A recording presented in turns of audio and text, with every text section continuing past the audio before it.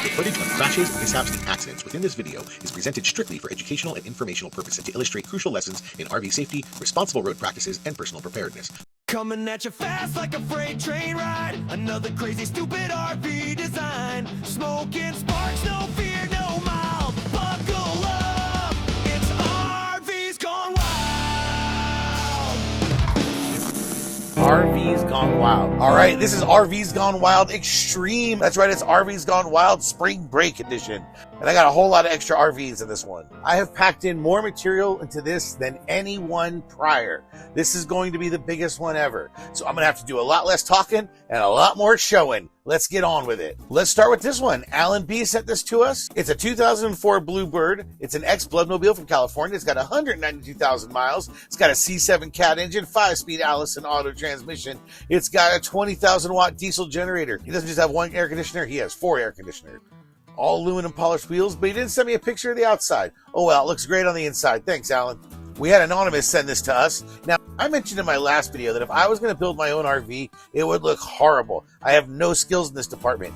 And this RV looks like something that I would build. This is how I imagine a camper would look if I built it. Functional, but not necessarily pretty. I like a little shower on the outside. Next, Brian R sent us this. It's a rebuild of a 1972 X-Side, 38 feet of home-built fun. Looks like a lot of work. Looks great. Good job. Cameron K sent this one to us. He has no idea what this was. He found it in a hotel in Canyon City, Colorado. He said the front grille looked like a Dodge. Who knows? Looks cool. I've definitely never seen one of these before. James R found this one in Livermore, California. And this RV comes with an A-frame roof. Good find there, James. Jennifer L saw this when she was working at a Burger King. She had to go all the way back to her 2017 photos to find this. Thanks for digging it up and sending it our way. That is certainly a funky ride. It almost looks like a set piece on a movie or something. Thanks for sending this in, Joe S. This 2022 Scout. It really shows you that you don't need to have a very big camper shell to have an RV. Kelvin, I like the Okanagan series. I'm actually going to be camping in the Okanagan. And Kelvin, what's the deal with all the gas in the front? First of all, I hope you never rear end anybody. And second, what apocalypse are you planning for? Breaker 19, this here's a rubber duck. You got a copy on me, big fan? Leon W sent this in to us. It's a 1996 Peterbilt with 379 with live-in quarters on the actual truck, and then he has a 3-horse trailer towing behind him. When I was a kid, I wanted to be a truck driver, and Peterbilt was always my favorite. Speaking of which, comment below if Convoy was one of your favorite movies in the 70s. Hey, just a reminder, if you haven't subscribed to this channel already, click subscribe down below. I got some camping videos coming out soon now that we're heading out into the woods. I got my drone. Make sure to stay tuned and check out some of those other types of videos. I'll link to one right here. Mark C sent this in. It almost made the Ford Truck of the Week. And close to my heart here in Alberta next door, some of my best friends are Albertans. He shows here the camper he made where he actually camps in the winter like everybody does in Alberta. Definitely a cool homemade camper. 5th wheel no less. Good job. Melissa and John B took a photo of this rig. It's got this extra axle. If it's just there to support the extra overhang of the weight, that's definitely a unique one there. Thanks for sending it in. Robert B sent this one in. Thanks for snapping some photos. This thing is significantly modified. He took these photos at a local Walmart in Salt Lake City. He took notice of the metal roofing and an actual regular doorknob with a key lock on the door. Robbie G spotted this crazy Ford in Arlington, Texas. Looks like its name is Bliss. Blissfully unaware, maybe. Nah, I'm just making fun. I'm sure this person's living their best life. If you've got a cool picture of your RV or some RV you spotted out there, make sure to send it my way. RVingwithJoe@gmail.com. I'll give you a shout out if I use it. Stephanie M sent this one in. Don't have a lot of context on it. Certainly a nice looking classic rig.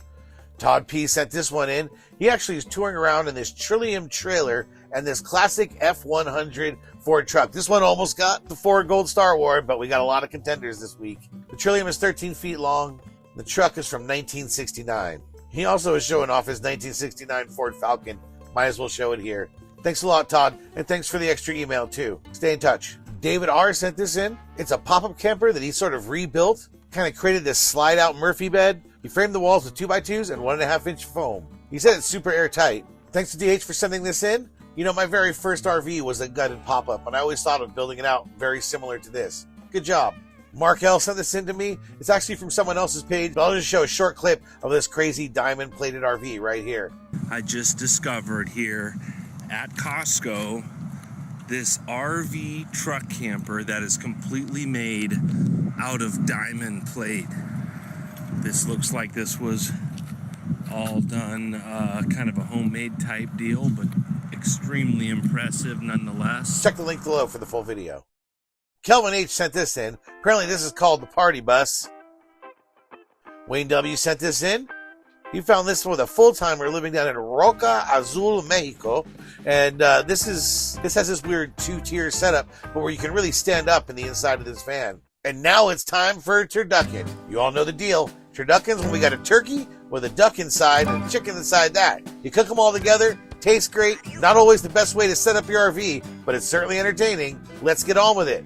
Also, I have an Instagram, RVing with Joe. And if you check out my Instagram, you'll find I'll be putting some photos and videos here that didn't make it into these videos. So there's even more turducken. Bill N sent this in. He loves these buses where they melded together various parts onto the top, often VW buses. I like this one. In the name of turducken, it's actually got poultry on the top. How many RVs actually have poultry on the top? Here's another school bus with a VW bus on top, and it looks like it's got a wood stovepipe poking out of that thing. And then we have this. Yeah. Next. Brian J sent this in. It's a 1978 Ford Econoline camper conversion. I love the look of this old Ford conversion.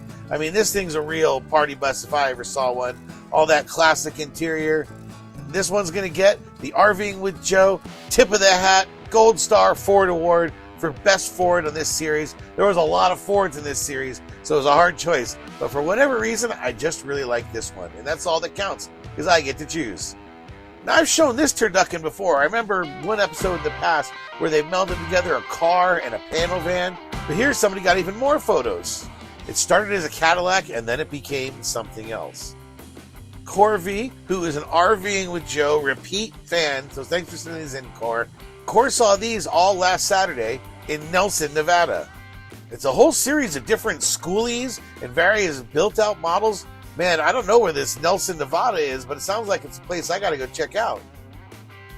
Definitely some funky rigs in here. Thanks again, Cor, for sending all these in.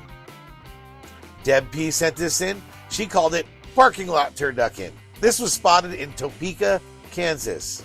There's a story there. There has to be. Thanks, Deb. Logan S sent this in with a little story. His neighbor was leaving for the season. They're both full-time RVers, and he snuck a blow-up doll in the back of his side-by-side as a joke.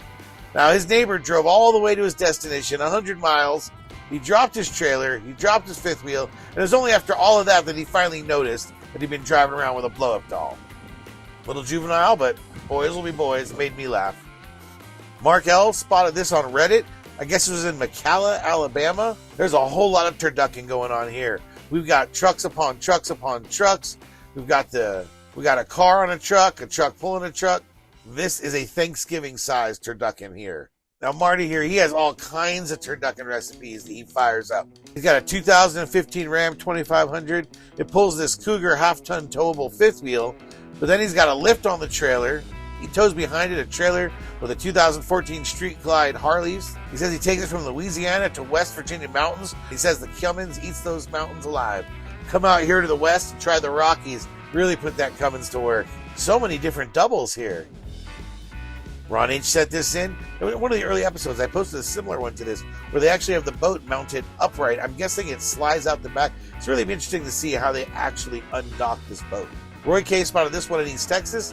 He said that it was towing a boat on the trailer. I'm not sure if it's towing a boat on the RV itself or if there's another trailer behind there. Anyway, that's a wild looking rig. Thanks for the support, Roy. And Todd R sent in these turduckens. You might have remembered Todd R from my last video with his big old beefy rig rolling down the road. Thanks for sending in these turduckens. Brian J is back. He showed us some of these pics. He actually got to drive this beaut.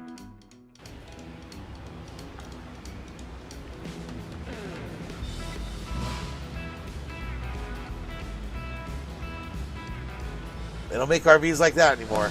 Harry, one of our RVing with Joe super fans, sent in even more pics. He wrote that there's two famous RV makers that rarely make fifth wheel campers, and the 69 Chinook and the 1970 Airstream, 1980s Airstream, and a 1989 Airstream with a non-metal frame. It was very rare to see fifth wheels made from these manufacturers. Harry wanted to break down the preconceptions of what people thought an Airstream or Chinook actually looked like. Thanks again, Harry. Todd P. liked the little bugger VW bug we featured in a few episodes ago. He also wanted to point out that there's Australian and European factory-built versions of the VW bus. And here we've got an old Travco. There's another one that Wayne spotted down in Mexico, I think. In a previous video, I think somebody called out the Travco as being one of the RVs that was cut out and put on top of a semi-big rig. Not too familiar with the model, but it seems to have a following. And whew, that is it. That was a lot of videos. I tried to talk a little less, tried to talk a little faster, tried to get through as many as I could.